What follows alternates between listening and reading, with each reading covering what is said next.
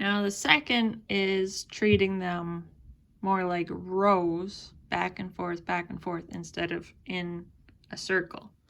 So I'm finishing up this row here, so I'm just going to join to the first stitch, and I like to pull that slip stitch tight, and I'll chain one. Now I'm going to turn my piece and work the opposite way. So this would be my first stitch, and I'm going to work all the way around until I reach the beginning again.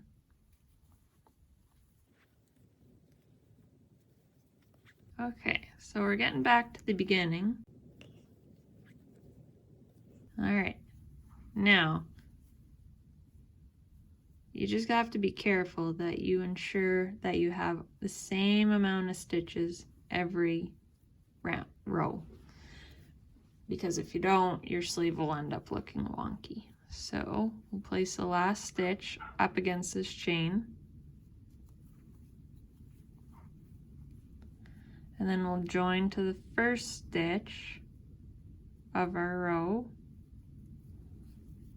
with the slip stitch, and then I like to pull that tight, chain one, and now we turn our work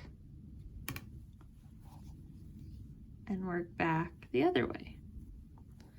So here's our first half double crochet up against the chain, and we'll work back this way, back and forth.